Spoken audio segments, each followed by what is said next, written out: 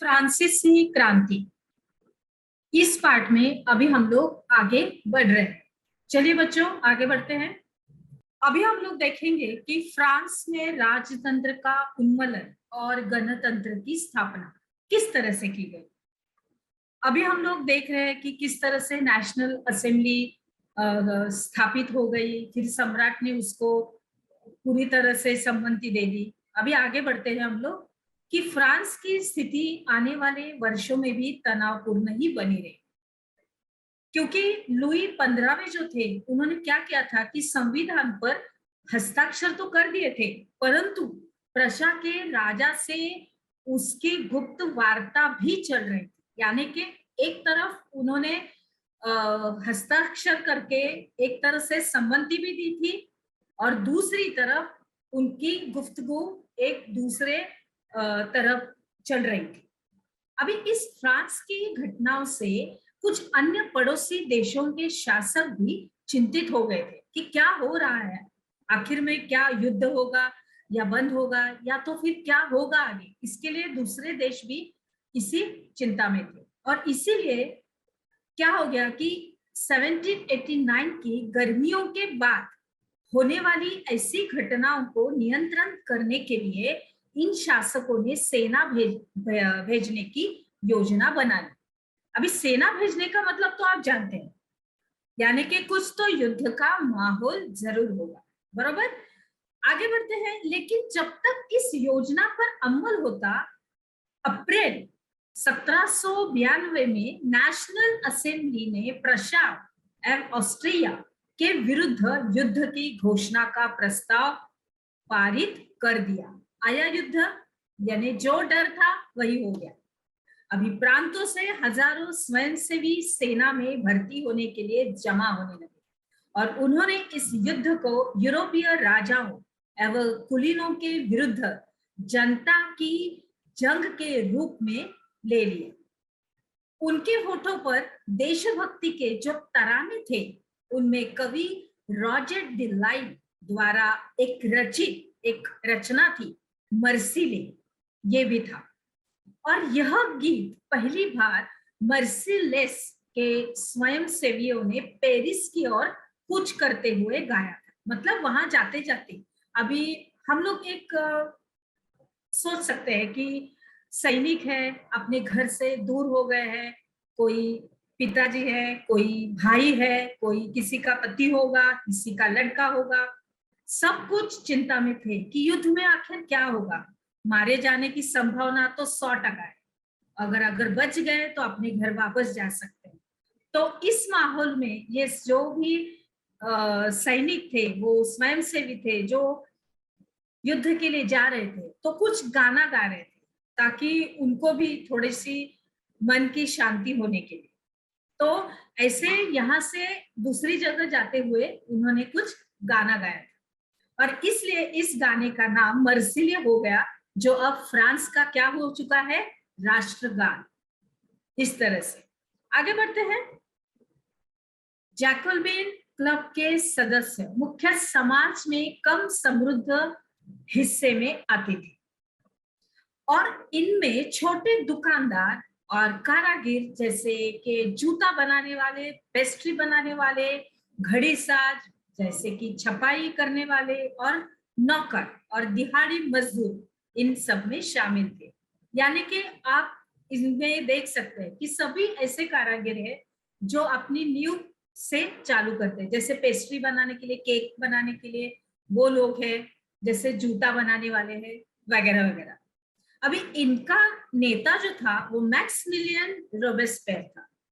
जैकोबिनों के एक बड़े वर्ग ने गोदी कामगारों की तरह धारीदार लंबी पतलून पहनने का निर्णय लिया। अभी ये उनका निर्णय है कि उनको क्या पहनना था, तो उन्होंने ये निर्णय लिया कि उस तरह से लंबी पतलून पहने। अब इसका चित्र मैंने यहाँ पे रखा है जो हमारी पाठ्य पुस्तक के अंदर भी मौजूद है। तो बच्चों चलो देखते हैं इस चित्र को कि वो कैसे एक हस्बैंड वाइफ है, एक पति पत्नी है, जो हम लोग देख रहे हैं कि उन्होंने किस तरह से पोशाक पहनी हुई है। देखा आप लोगों ने? चलिए आगे बढ़ते हैं। अभी ऐसा उन्होंने समाज के फैशन परस्त वर्ग, खास तौर से घुटने तक पहने जाने वाले ब्रिचेस यानी घुटना पहनने वाले कुलीनों से खुद को अलग करने के लिए किया गया। अभी फैशन तो ऐसी होती है जो सबसे हटकर होती है, ये तो आप और मैं अच्छी तरह से जानते हैं, है ना। चलिए, अभी यह ब्रिचेस पहनने वाले कुलीनों की सत्ता समाप्ति के ऐलान का उनका एक अलग सा तरीका था। आगे बढ़ते हैं। अभी सन 1792 की जो गर्मी थी, उस गर्मियों में जैकबिनों ने खाद्य पदार्थों की महंगाई एवं अभाव से नाराज होकर पेरिस वासियों को लेकर एक विशाल इस तरह से हिंसक विद्रोह की योजना बनाई। अभी 10 अगस्त की सुबह उन्होंने क्या किया कि ट्यूरो रेलियो के महल पर धावा बोल दिया और राजा के रक्षकों को मार डाला। और उन्होंने राजा के साथ क्या किया कि उसको कई घंटों तक बंधक बनाए रखा, उसको उन्होंने तुरंत नहीं मार डाला।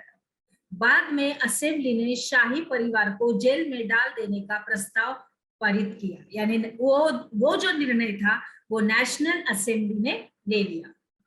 आगे बढ़ते हैं। नए चुनाव कराए गए 21 वर्ष से अधिक उम्र वाले सभी पुरुष, चाहे उनके पास संपत्ति हो या संपत्ति ना हो, इन सभी को मतदान का अधिकार दिया गया। आगे बढ़ते हैं। नवनिर्वाचित असेंबली को कन्वेंशन का नाम दिया गया और 21 सितंबर 1792 को इसने राजतंत्र का अंत कर दिया और फ्रांस को एक गणतंत्र घोषित किया। अभी हम लोग सभी लोग जानते हैं कि गणतंत्र सरकार का वह रूप है जहां सरकार एवं उसके प्रमुख का चुनाव जनता ही करती है, यानी लोग, यानी आम लोग ही करते हैं। अभी यह वंशानुगत राजशाही नहीं है। अभी इसमें अगर आप कुछ गणतांत्रिक देशों के बारे में जानकारी प्राप्त करने की कोशिश करेंगे और देखेंगे कि वे कब और कैसे गणतंत्र बने। आगे बढ़ते हैं। अंतःराज, अभी इसके अंदर सन 1793 से लेके 1794 तक के काल को अंतक का युग कहा जाता है, यानी कि 1793 से लेके 1794 तक। अभी रोबेस्पियर ने नियंत्रण एवं दंड की सख्त नीति अपनाई थी और उसके हिसाब से गणतंत्र के जो भी शत्रु थे, गणतंत्र के जो भी शत्रु थे, उन्होंने कुलीन एवं पादरी, अन्य राजनीतिक दलों के सदस्य, उनकी कार्यशैली से असहमति रखने वाले पार्टी सदस्य, उन सभी को गिरफ्तार करके जेल में डाल दिया गया और एक क्रांतिकारी न्यायालय द्वारा उन पर मुकदमा चलाया गया। अगर यदि न्यायालय उन्हें दोषी पाता तो गिलोटिन पर चढ़ाकर उनका सिर जो है वो कलम कर दिया जाता था और गिलोटिन 2 खंभों के बीच लटकते आरे वाली मशीन थी, यानी 2 ऐसे खंभे लकड़ी के रहते हैं और बीच में वो आरी रहती है, उसके अंदर आदमी को मुंडी एक तरफ रखने का और शरीर एक तरफ, और वो आती है और ऐसे मार देती है, तो सर उधर और धड़ इधर, इस तरह से उनको काट दिया जाता था। अब इस मशीन का नाम इसके आविष्कारक डॉक्टर गिलोटिन के नाम पर पड़ा। आगे बढ़ते हैं। रोबेस्पियर सरकार ने जो कानून बनाकर मजदूरी एवं कीमतों की अधिकतम सीमा तय कर दी, तो गोश्त एवं पाव रोटी की राशनी कर दी गई। गोश्त यानी हम लोग बोलते हैं मटन, यानी कि बकरी का मांस और पाव रोटी की राशनी कर दी गई। किसानों को अपना अनाज शहरों में ले जाकर सरकार द्वारा तय कीमत पर बेचने के लिए बाध्य किया गया। इस तरह से ये सब कुछ चल रहा है और चल रहा था उस वक्त।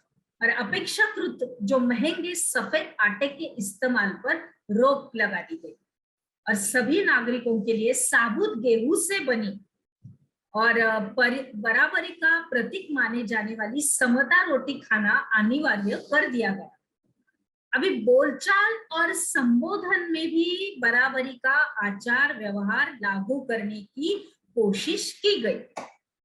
अभी जो परंपरागत मॉन्स्योर यानी महाशय एवं मदाम यानी महोदया के स्थान पर अब सभी फ्रांसीसी पुरुषों एवं महिलाओं को सितोयन यानी कि नागरिक एवं सितोयिन यानी कि नागरिका नाम से संबोधित किया जाने लगा और चर्च को बंद कर दिया गया और उनके भवनों को बैरक या दफ्तर बना दिए गए।